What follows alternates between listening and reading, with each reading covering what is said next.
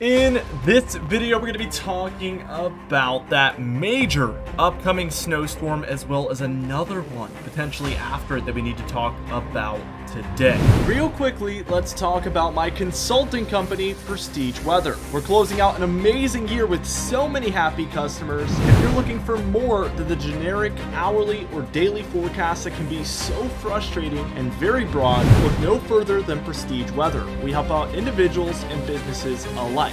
If you're an individual looking for better, more accurate, and direct weather information, be sure to subscribe to our standard package. That's only $4.99 a month.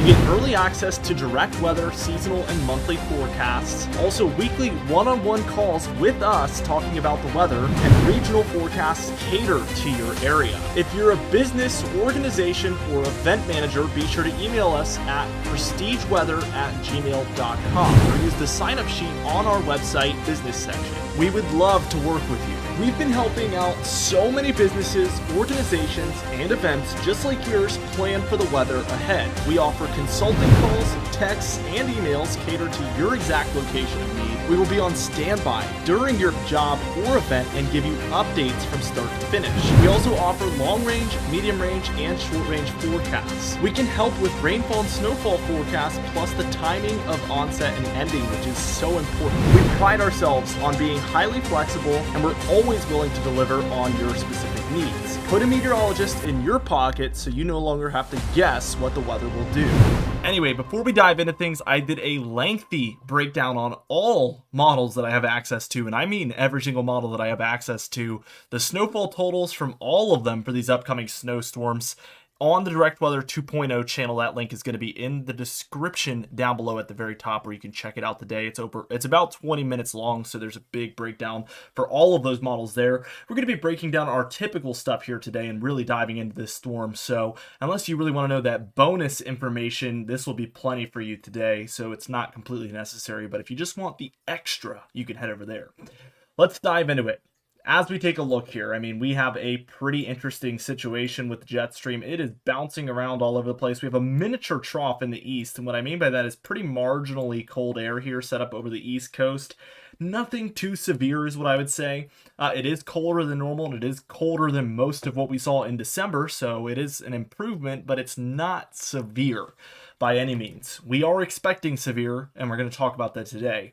Also, that Direct Weather 2.0 video, we did the temperature anomalies. So if you're looking for that, that is in that video, not this one. Keep that in mind. Let's go ahead and keep going. As we move towards Wednesday, nothing much is happening other than a couple of things. I guess there's a lot going on. I don't know why I just said that, but we have snowfall across the west, Cascades here down through Washington and Oregon, Sierra Nevada's here, and even Nevada itself seeing some pretty heavy snowfall in there. As we have a little bit of a trough heading in the west, a ridge set up over the four corner states here. So something like this is the pattern out west. And then we have this low setting up near the Gulf, and that's going to be a pretty interesting situation as this kind of just slides to the southeast. There is some potential for snowfall in this pocket here with this one, as we have cold air kind of moving in at the same time to match it.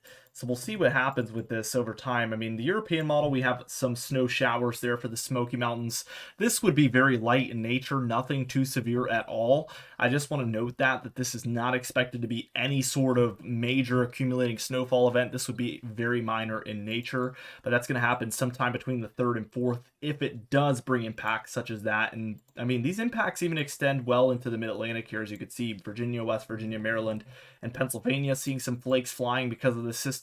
It never really gets its act together. The cold does move in. It gets a low pressure center, actually, 1006 here, well offshore. So really too late, too little too late, I guess is the theme with this one.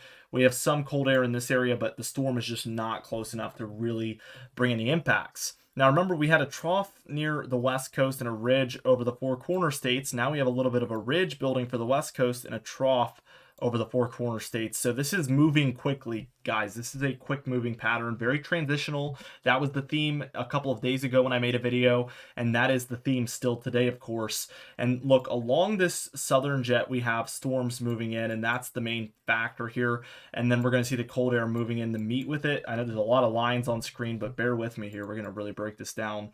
By the time we are reaching approximately Friday on the morning or afternoon of the 5th here, on January 5th.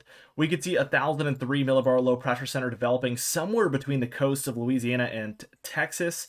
We are going to watch this thing really blow up and move towards the mid-Atlantic and Northeast. This is looking very major, guys, as of now. Yesterday it looked very major. We're still seeing those same signals today, so let's just keep going with it.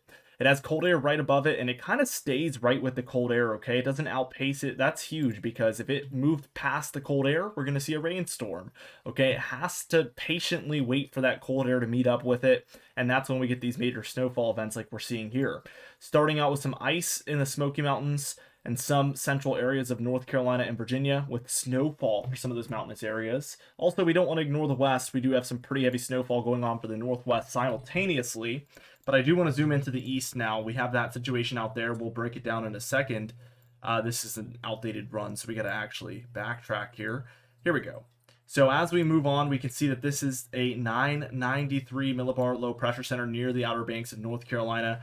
We have a secondary low up here in Ohio as 1,003, and really we have 1,006 down here in Georgia. What this tells me is that we have some pretty broad low pressure going on for all of these different areas. So certainly not a small low pressure system. This is a far stretching low pressure system that is really bringing lower pressure to multiple different areas at this point. So keep that in mind as we move forward. That is huge as far as the factors impacting this storm and what we have at play. The ingredients, if you will, that's what I always say, the puzzle pieces or the ingredients that we have going on here. Super, super important stuff as we track this storm. We can already tell this is going to be about 8 p.m. on the 6th on Saturday. We have very heavy snowfall for Ohio, northern Kentucky, and into western Pennsylvania. And we also have a lot of snowfall going on for Virginia, West Virginia, Maryland, DC, and south central Pennsylvania at this point as well. Primary low is to the east of these areas. That is the biggest factor here. Keep that in mind. Let's keep going. As we progress here and move towards about the morning of the 9th, this is going to be approximately 3 or 4 a.m., we have a 987 millibar low pressure center offshore of South Jersey. So this is still a very strong and actually intensifying low pressure center. We have Pennsylvania, northern New Jersey, New York, southern New England here, featuring very heavy snowfall. And we will go over those total snowfall amounts in a moment. As time progresses, this is as we're reaching about 8 p.m. here on Sunday the 7th, we have a 979 millibar low pressure center. So you can kind of catch the trend here that this is intensifying over time significantly. And we see heavy snowfall still for Massachusetts, eastern New York, Vermont, New Hampshire, and into the coasts of Maine. Very, very heavy snowfall event. And eventually here that does finally move out. Now, again, we're going to go ahead and backtrack here. I want to get the whole national view. And as we backtrack, we can see that right behind it, we have our system here along the Gulf. And this is going to be system number 1. I like to add numbers to these. And then now we have onshore of the west coast, storm number 2 already lining up. And this one's going to ride the jet stream, move up here, and we might even see it transfer offshore with a lot of that energy. So there is a lot at play here. It's going to get really complicated. I'm going to try to simplify it for you guys as I always try to do. So keep that in mind as we move forward. So we see storm number 1, very major, comes to an end. Storm number 2 has a trough, a really intense trough right behind it. So your jet stream is doing something like this. That low is developing as a 996. We already have snowfall across the southern Rockies and central plains here as a result of this second storm. And then that's going to be by Monday, January 8th, by the way, during the afternoon. And as we reach Tuesday afternoon here on the 9th, if this will load in, we can see that we have a 982 millibar low pressure center over southern Illinois. And that's bringing heavy snowfall to Missouri, Iowa, Illinois, Wisconsin, Michigan here. Many different areas are seeing very heavy snowfall as a result of this system, including the east. West Virginia and Pennsylvania kind of cashing in on some snowfall again. What we're going to want to watch for is a secondary low moving offshore of the east. Let's zoom in again. We're going to have to backtrack to the current model run once more, probably. No? Okay. It has it already, so we're good. Keep in mind, we have a 992 right here over eastern Georgia. Pretty strong. 982 back in Illinois, though, so that's clearly the primary low, the dominant low here in this situation. But there is energy transferring to the southeast, and this is huge. We talked about this yesterday, but the more energy, basically whichever low is the strongest in the end, is going to feature the most snowfall. So if this one's the primary low the whole way through, what we're going to see is the heaviest snowfall field for the Midwest into the Great Lakes. If we see this low take over and become the dominant low, we're going to see a situation again where it's going to be the mid-Atlantic and the northeast that end up being the bullseye of this storm. That is why that is so important as we move forward. As we move forward a little bit here, this is another problem. We have this low coming onshore, so that's going to hinder things a little bit here. 985, but we have a 976 to the west. So this is still the primary low, and this one has now come onshore. So if this one comes onshore, that could bring some rain up the east coast like we're seeing here on this European model. Still snowfall to the north of it, but this low is headed northward, so this will bring that rain snow line northward with it. So that definitely could hinder things on the eastern side.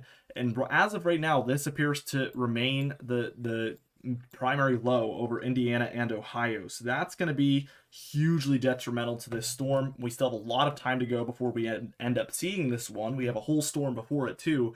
I just want to get you guys some early notice on what to expect here. As you can see, we have heavy snowfall Illinois, Wisconsin, Michigan, both on the lower and upper peninsulas, and then in through Indiana. So definitely a very intense system out there. And as time progresses, we do see that move eastward, kind of in a northeasterly direction, and come to an end. Now, I know we just broke that down, but we're going to go over the GFS now, so we're going even further. As we look out east, we can see that this storm looks almost identical, other than the fact that it's going to have a flatter trajectory, so keep that in mind. We can see that this one is offshore of the Delmarva. Sorry, I didn't have my pen there. Let's go ahead and zoom into the east, actually. This is going to give us a better perspective. So, whereas the European model kind of continued this one up towards the coast of Maine, what we're going to see happen is that this one, it has a much flatter trajectory, and I'm going to draw the GFS in blue here, but this makes all the difference. I know it's a small detail to you guys, but look at this.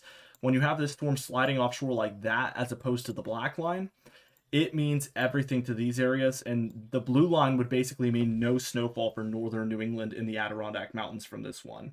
The southern, the black line, the northern one, would mean that everywhere up and down this mid-Atlantic and northeast area gets snowfall. So that is why those micro details are so crucial. So let's keep going. I just want to break this down. So we see that this becomes basically a primarily mid-Atlantic snowstorm with some southern New England areas benefiting. So we see these areas in the northeast seeing snowfall, but really to the north of there, nothing much on this GFS solution.